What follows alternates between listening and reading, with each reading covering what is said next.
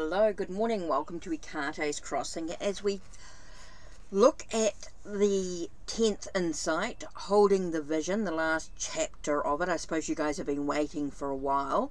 I finally sort of got round to doing it due to situation.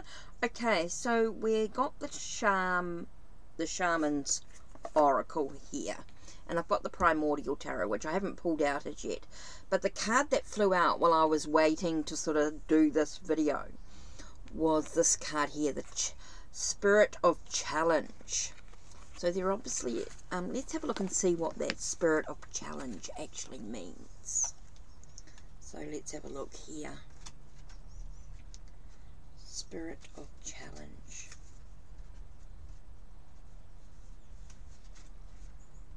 Let's have a look. Spirit of Challenge.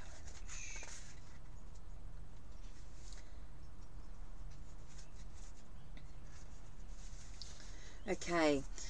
I am the Spirit of Challenge. I challenge you to look at your life and to change it. I challenge you to forge ahead on your path in spite of opposition. I challenge you to look again at tasks that seem insurmountable and to accept the risk you face in trying to accomplish them. I demand the highest degree of perseverance and determination you can muster. With me at your side, you can tackle challenges that might otherwise deter you. Together we can face the hardest tests and emerge victorious. Challenges confront us constantly as we try to adapt to life's changes, circumstances, fend off various pressures, and work towards our goals. They may be physical or emotional. They may be frightening or puzzling. Many of the challenges we face are intrinsic to our chosen destiny, but others rush at us from nowhere as byproducts of chance. For example, unemployment or ill health. The spirit of challenge is demanding and forces us to address head-on the obstacles that lie in our way. It allows us no room for procrastination or avoidance, and in return offers us the satisfaction of success. Keywords for interpretations are accessing courage, determination in the face of adversity, taking risks, facing up to opposition, drawing the energy to move ahead, and reassessment of resources. Okay, so let's use the Primordial Tarot and see what other information we can get about this Spirit of Challenges. Okay, so let's have a look and see what cards that come through here. Okay, the first card we have, the Five of Blood. Okay. Five of Blood and 14. Oh, so there is that sense of aggressiveness to it. We have to be quite aggressive in this journey here.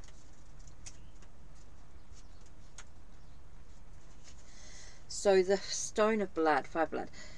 This is about looking for the right opportunity.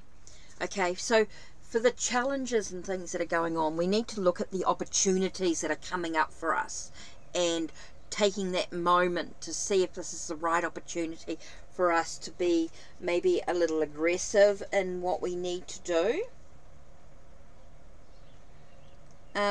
Make sure that we don't misuse our power.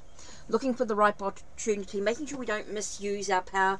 Maybe we might be feeling needing to be a little bit aggressive in what we do, but we need to make sure that we don't misuse our power in these challenges that are coming up for us to be able to overcome those challenges, to looking for the right moments, making sure that we don't get too aggressive. We don't want to be too aggressive. We need to make sure that we're looking at the right moment. Don't misuse our power in these challenges that are coming up for us. Interesting thoughts as we continue our exploration of the 10th insight, Holding the Vision. I turned and looked at him in the moonlight, observing the long hair, the scarred face. Where are the others? He whispered. We were separated, I replied. Did you see what happened? He moved his face closer. Yes, I was watching from the hill. Where do you think they'll go? I thought for a moment. They'll head towards the falls. He motioned for me to follow, and we started in that direction.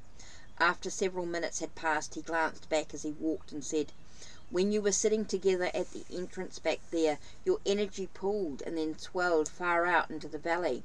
What were you doing?" In an attempt to explain, I summarised the whole story, finding Will and entering the other dimension, seeing Williams and running into Joel and Maya, and especially meeting Curtis and trying to bring in the world vision to defeat Shaman. "Curtis was back there with you at the mouth of the canyon?" David asked. "Yes, and Maya and Charlene, although I think there are supposed to be 7 of us." He gave me another quick glance, almost chuckling. All of the tense, pent-up anger he had displayed in town seemed to have completely disappeared.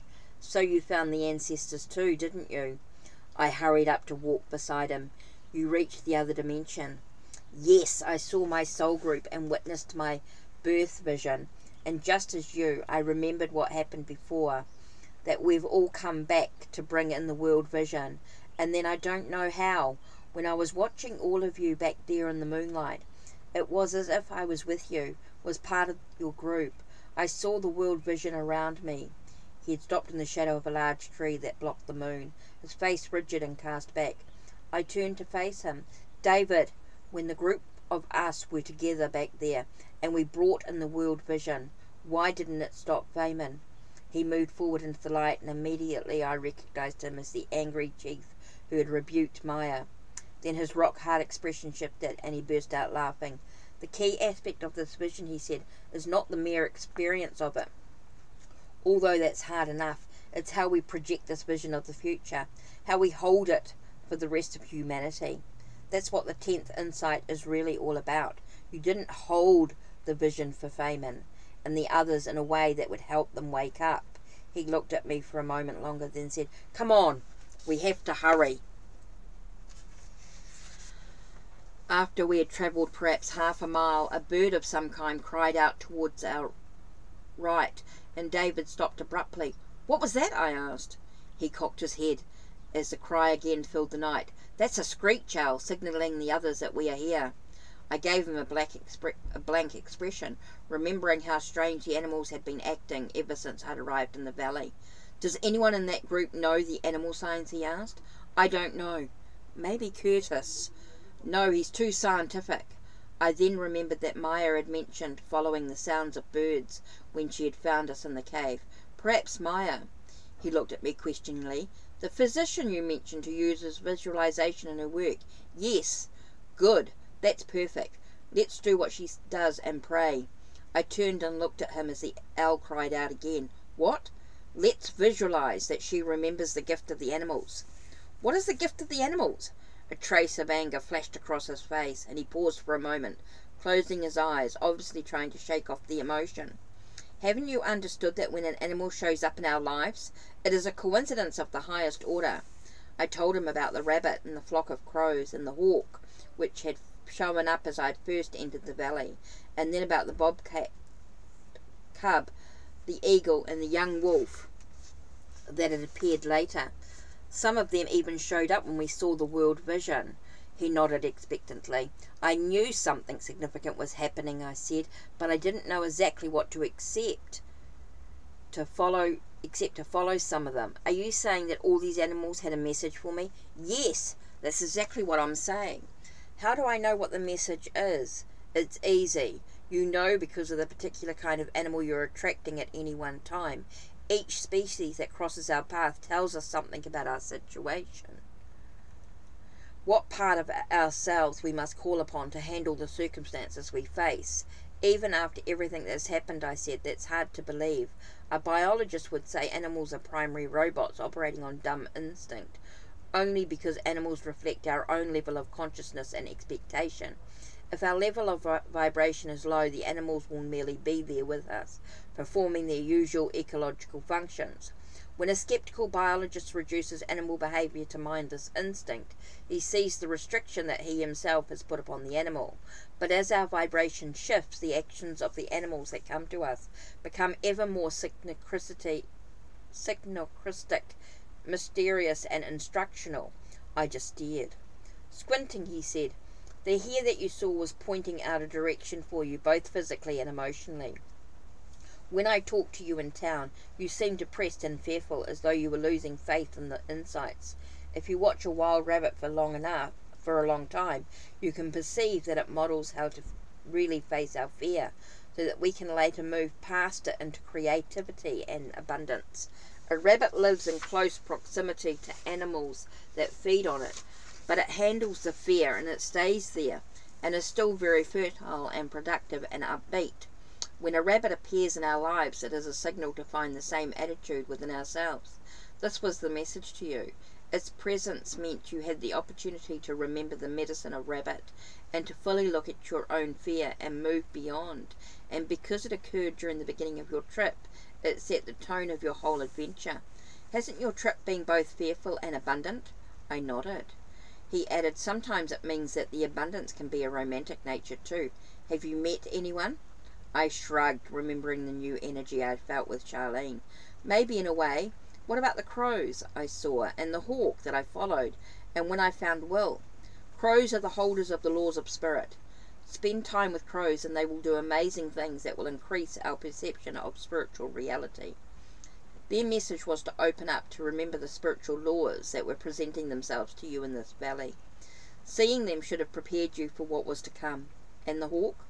Hawks are alert and observant, ever vigilant for the next bit of information, the next message. Their presence means it is important at that time to increase our alertness. Often they signal that a messenger is close. He cocked his head. You mean it was foretelling the presence of Will? Yes. David went on to explain why the other animals I'd seen had been drawn my way. Cats, he told me, implore us to remember our own ability to intuit and to self-heal. The bobcat cup's message, arriving as it did just before meeting Maya, was to signal that an opportunity to heal was near. Similarly, an eagle soars to great heights and represents an opportunity to actually venture into the higher realms of the spirit world. When I saw the eagle on the ridge, David said I should have prepared for seeing my soul group, and for understanding more of my own destiny. Lastly, he told me the young wolf was there to energize, awaken my latent instincts for courage, and my ability to teach, so that I might find the words to help bring together the other members of the group. So the animals represent, I said, parts of ourselves we need to get in touch with. Yes, aspects of ourselves that we developed when we were those animals during the course of evolution, but have lost. I thought of the vision of evolution I had witnessed at the canyon entrance with the group. You're speaking of the way life progressed forward, species by species. We were there, David continued. Our consciousness moved through each animal as it represented the end point of life's development, and then leaped to the next. We experience the way which each species view the world, which is an important aspect of the complete spiritual consciousness. When a particular animal comes around, that means we're ready to integrate its consciousness into our waking awareness again. And I'll tell you something. There are some species that we aren't even close to catching up with. That's why it's so important to persevere.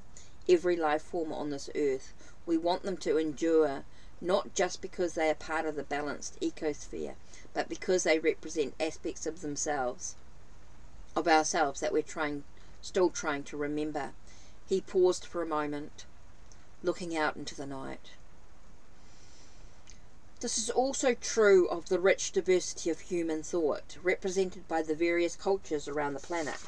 None of us knows exactly where the current truth of human evolution resides. Each culture around the world has a slightly different worldview, a particular mode of awareness, and it takes the best of all cultures integrated together to make the more ideal whole. An expression of sadness crossed his face. It's too bad that 400 years had to pass before the real integration of the European and native cultures could begin. Think of what has happened. The Western mind lost touch with the mystery and reduced the magic of the deep woods to lumber, and the mystery of wildlife to pretty animals.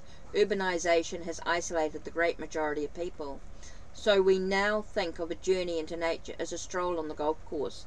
Do you realize how few of us have experienced the mysteries of the wilderness? Our national parks represent all that is left of the great cathedral forests and rich plains and high deserts that once characterized this continent. There are too many of us now for the wild areas that still exist. In many parks there are waiting lists over a year long, and still the politicians seem bent on selling off more and more of the public lands. Most of us are forced to draw from decks of animal cards to see what animal signs are coming into our lives, instead of being able to take quests into the truly wild areas of the world to experience the real thing. Suddenly the screech's owl's cry erupted us so close that the sound made me jump involuntarily. David was squinting impatiently. "Can we pray now?" "Listen," I said, "I don't know what you mean. Do you want to pray or visualize?" He tried to calm his voice.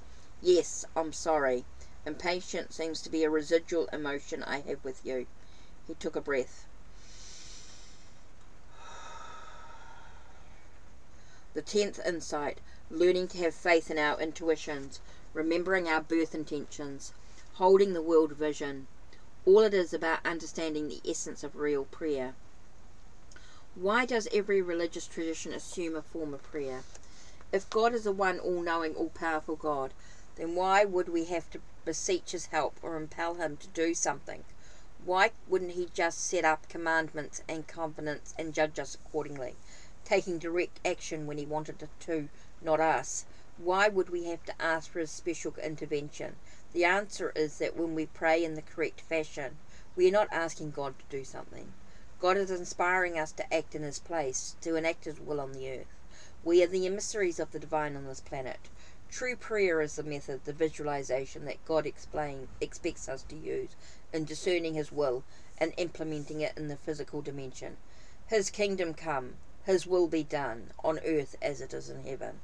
In this sense, every thought, every expectation, all of what we visualize happening in the future is a prayer, and tends to create that our very future. But no thought or desire or fear is as strong as a vision that is in alignment with the divine. That's why bringing in the world vision and holding it is important, so we will know what to pray for, what future to visualize. "I understand," I said. "How do we help Maya become aware of the owl?" "What did she say to do when she talked to you about healing?" "She said we should visualize patients remembering what they intended to do with their lives, but still haven't done. She said the real healing springs from a renewed sense of what one wants to do once health is regained. When they remember, then we can also join them in holding the more specific plan." "Let's do the same now," David said. Hopefully her original intention was to follow the sound of this bird.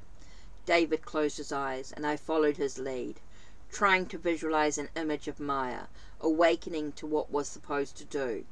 After a few minutes, I opened my eyes, and David was staring at me.